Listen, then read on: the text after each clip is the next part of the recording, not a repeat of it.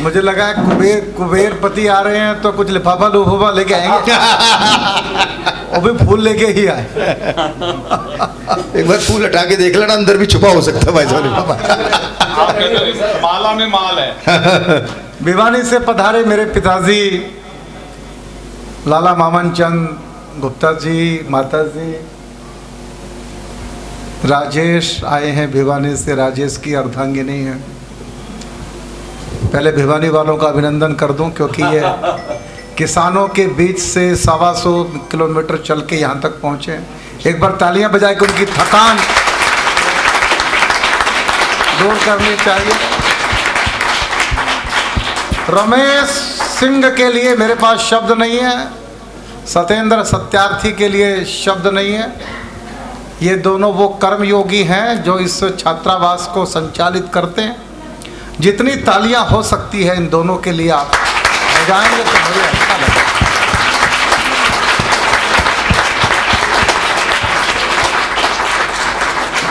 तीस साल से हिंदी मंच पर हूँ। 3000 से ज़्यादा मैंने कवि सम्मेलन पढ़े हैं इंडिया एंड अब्रॉड। आज मैं इतना सौभाग्यशाली हूँ कि मैंने जो कुछ जीवन में प्राप्त किया, मैं बहुत ईमानदारी से बोलता हूँ, सरस्वती के मंच पर खड़ा हूँ। मेरे जीवन के 3000 कवि सम्मेलन में एक पलड़े में रखता हूँ और आज का इस नेत्रहीन कल्याण परिषद के छात्रावास का, बालिका छात्रावास का कवि सम्मेलन एक पलड़े में रखता हूँ। ये पलड़ा ज्यादा भारी है।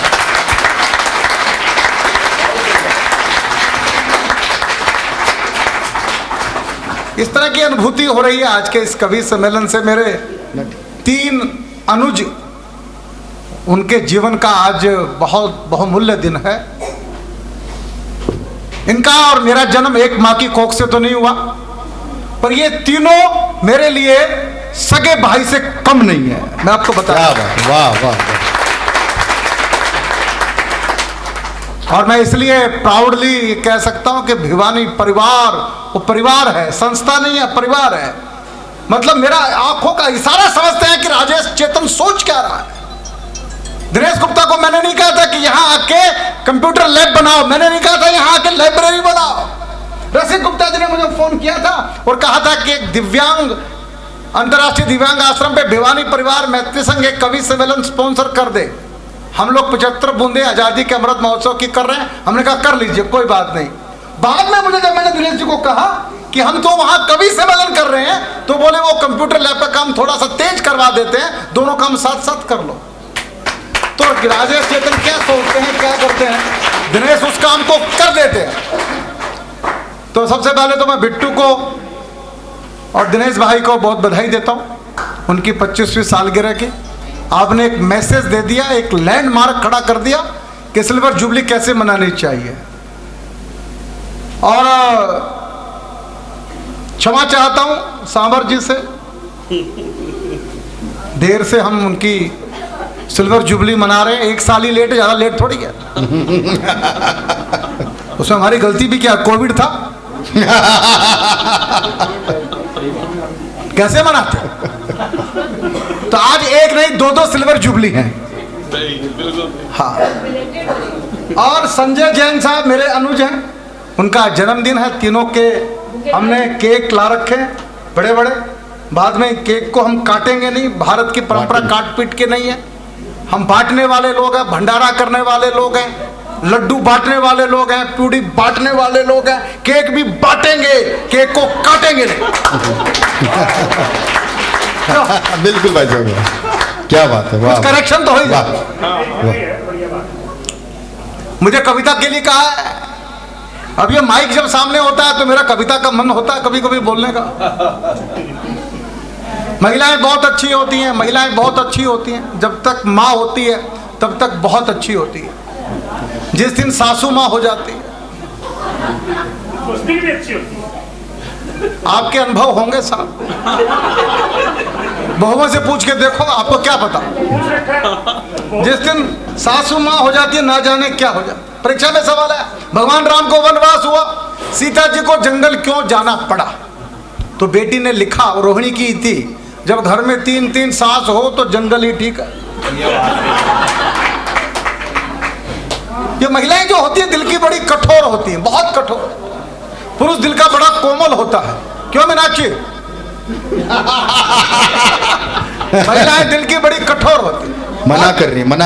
नहीं, नहीं। अच्छा देखा, आप इसका मैं आपको एक उदाहरण देता हूं। आप ट्रेन में चढ़ो, पास में कोई महिला बैठी हो, अब जब ट्रेन चलती है तो नींद आती है। नींद के चक्कर में गलती से आपका सर महिला के कंधे पर रखा गया, क्या करेगी भाई लोगों? खटाक। बताओ भाई। आपका एक्सपीरियंस बताएगा। हाँ, आपका एक्सपीरियंस बताएगा। आपका भी तो कुछ होगा। कोई चप्पल खा के आया है, कोई गाली खा के आया है, अपने अपने अनुभव है। अच्छा एक मिनट, अब इस सीन को उल्टा कर।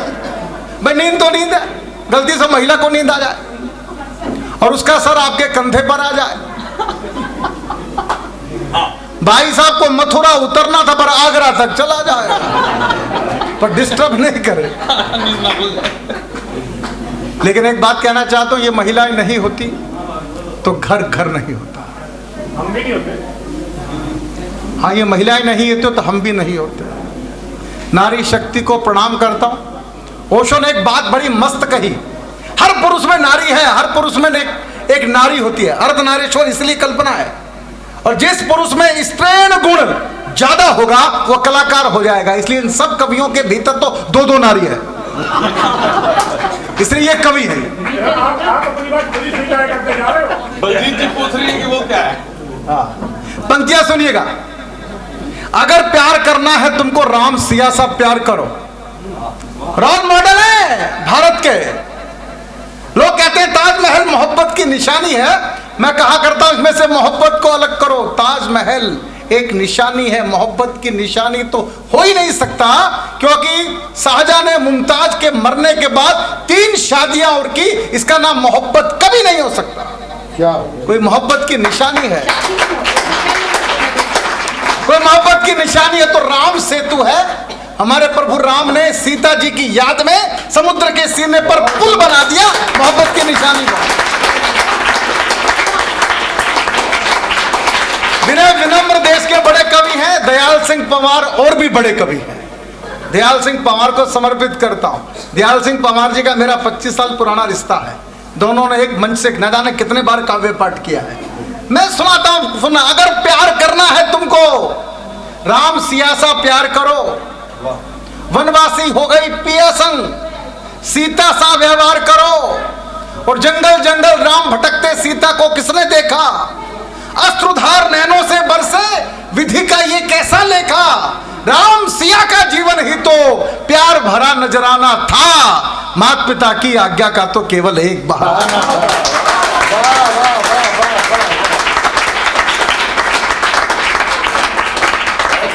निशा और सावर, बिट्टू और दिनेश, इनके भीतर भी मैं यही देखता हूं और प्राउड करता हूं। समय नहीं है, मैं कविता बहुत लंबी है, पढ़ नहीं सकता हूं, क्योंकि जब मैंने औरों को 5 मिनट दिए तो मुझे 7 मिनट लेने का कोई हक नहीं है। इसलिए इस कविता को यही विराम देना चाहता हूं। थोड़ी सी और करो। नहीं, थोड़ी सी नहीं बढ़ाता, नहीं नहीं। थोड़ी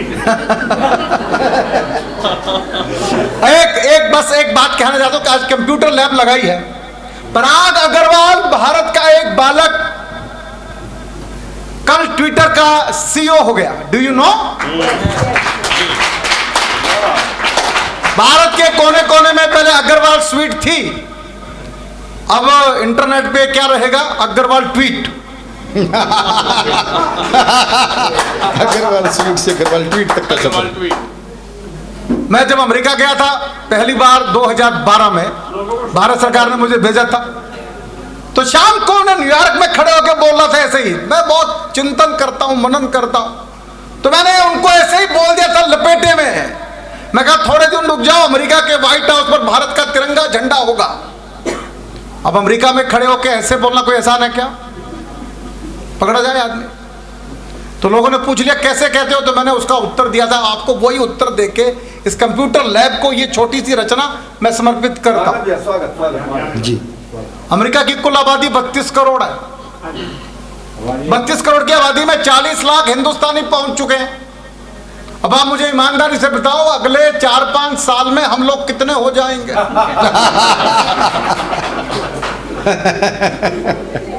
5-7 करोड़ तो हो ही जाएंगे। इससे पहले मैं पाकिस्तान के खिलाफ कविता लिखा करता था, पर अमेरिका जाके मैंने वहां से पाकिस्तान का अंतिम संस्कार किया। मैंने कहा छोड़ो पाकिस्तान को, अमेरिका को पकड़ो। क्या रखा पाकिस्तान? मैंने कहा 2 कौड़ी का पाकिस्तान, 2 करोड़ की कविता कौन खर्च कर? मैं तो बढ़िया का बेटा, हिसाब किताब में परफेक्ट हो। अपने यहाँ कहा जिसका जन्म होगा उसकी मौत निश्चित होगी। अब हंसराज रल्हन जी बताओ, भारत का जन्म कब हुआ? नहीं पता। पाकिस्तान का 14 अगस्त 1947, बाबूजी को तो पता ही होगा। जब जिसका जन्म होता है और उसकी मौत निश्चित होती है तो उस पर कविता खर्च करने की जरूरत है? कौन खर्च कर? मैंने कहा पाकिस्तान को छोड़ो, अमेरिका पे लिखो। अमेरिका की कुल आबादी कितनी? 32 करोड़। 40 लाख हिंदुस्तानी पहुंच चुके और 5 साल के बाद एजेंडा पूरा होने वाला है। आज मैं बताना चाहता हूं हालत क्या है। अमेरिका में 70% होटल, ध्यान से सुनना, 70% होटल हिंदुस्तान के लोग चलाते हैं। मैं जिस होटल में रुका था, महावीर भाई का होटल था सूरत वाले, उस होटल में राधा कृष्ण का बड़ा सारा फोटो लगा था। यहाँ पे मीनाक्षी बैठी है, इनके ननिहाल में मैं अमेरिका में 3 दिन रुका हूं, बेकस फील्ड में, आपके घर में रुका हूं, रामायण धाम आपका घर। तो बताना चाहता हूं, तो मैंने देखा राधा कृष्ण का फोटो। मैंने होटल के मालिक से पूछा ये अमेरिका है क्या वृंदावन है? बोले राजेश भाई अमेरिका है। मैंने अमेरिका के किसी होटल की दीवार पे राधा कृष्ण का फोटो कैसे लगा दिया? बोले चेतन जी जहां भी जाओगे ऐसा ही मिलेगा। मैंने ऐसा क्या हो गया? बोला अमेरिका के 70% होटल हिंदुस्तानियों ने खरीद लिए। वाह वाह वाह। मेरे दिमाग ने काम करना शुरू किया, मैं होटल अपना है तो अमेरिका देर नहीं है। 70% होटल हमारे 5 लाख डॉक्टर भारत के अमेरिका में है। और बताना चाहता हूं अमेरिकन लोग अपने डॉक्टर पे कम भरोसा करते हैं और भारत के डॉक्टर पे ज्यादा भरोसा करते हैं। पॉलिटिक्स में हमारे लोग पहुंच गए हैं, सॉफ्टवेयर की दुनिया में है। और नासा जो विश्व का सबसे बड़ा रिसर्च इंस्टीट्यूट है, उस नासा में भी 36% वैज्ञानिक अपने भारत के हैं। तो उर्मिल गुप्ता और दिनेश गुप्ता ने ये जो कंप्यूटर लैब लगाई है, मैं आज एक सपना देख रहा हूं, एक बेटी को भारत से भेजा और अमेरिका के उपराष्ट्रपति हो गई। एक ही सिंहासन बाकी है, फिर राष्ट्रपति भी आपका है। बात समझ लीजिए। मैं एक सपना देख रहा हूं इसी कंप्यूटर से पढ़कर, जिस दिन कोई बेटी अमेरिका जाएगी तो रमेश सिंह को कैसा लगेगा, सत्येंद्र सत्यार्थी को कैसा लगेगा, दिनेश गुप्ता को कैसा लगेगा। और मेरे सामने बैठी होगी और मैं माइक पर कविता सुना रहा हूंगा, विश्व जीतने वाला घोड़ा हमने ही तो छोड़ा है। विश्व जीतने वाला घोड़ा हमने ही तो छोड़ा है, परमाणु से हमने जग को मैत्री युग से जोड़ा है। अमेरिका भी हमको अपने घर पर आज बुलाता है, चीन हमारे घर पर आकर समझौता कर जाता है। अपने डॉक्टर वैज्ञानिक तो दुनिया भर में छाए हैं, कंप्यूटर में हमने जग में कीर्तिमान बनाए हैं। और विश्व जीतकर जिस दिन भारतवासी घर पर आएंगे, अश्वमेध यज्ञ पूर्ण होगा, गीत खुशी के गाएंगे, उस दिन अपने भारत भू पर नई दिवाली आएगी। उस दिन भारत माता जग में वंदनीय कहलाएगी। मैं उस दिन के इंतजार में दीपक रोज जलाता हूँ। कब आएंगे राम लौटकर घर घर अलग जगाता हूँ। राम लखन तुम नव भारत के जग को ये बतलाना है और भारत के गौरव का झंडा दुनिया पर लहराना है। भारत के गौरव का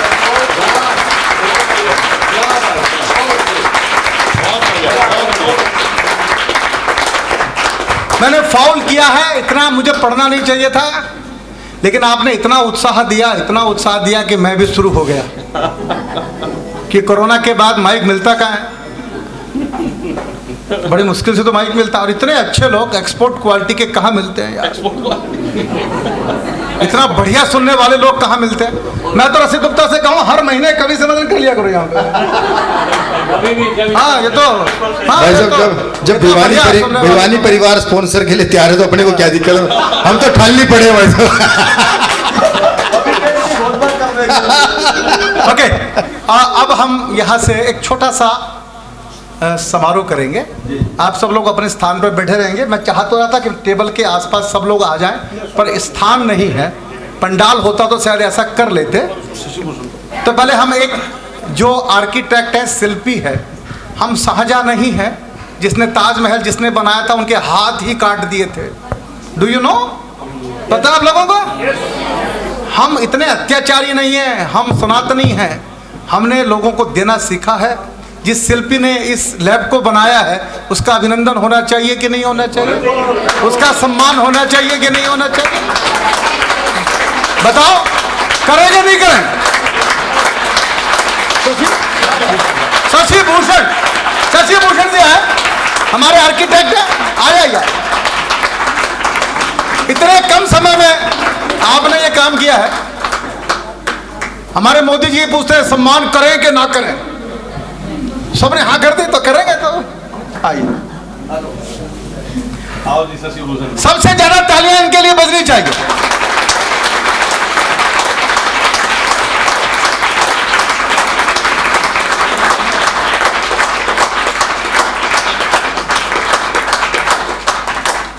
दिनों रात इनकी टीम आ रही है। दिन रात इनकी टीम ने समय लगाकर इस लैब को तैयार किया है। इनके पवित्र हाथों से मैं भाई शशि भूषण को धन्यवाद देता हूं और प्रार्थना करता हूं कि भविष्य में भी जब कभी आपको याद करें, अभिवानी परिवार मैत्री संघ को अपनी सेवाएं देते रहिएगा। और दिनेश जी अच्छे आदमी को कभी छोड़ते भी नहीं, मैं बता दूं आपको, इनकी आदत है ये। जो दिनेश जी के चक्कर में मुझे कहाँ छोड़ा इन्होंने, पकड़ रखा।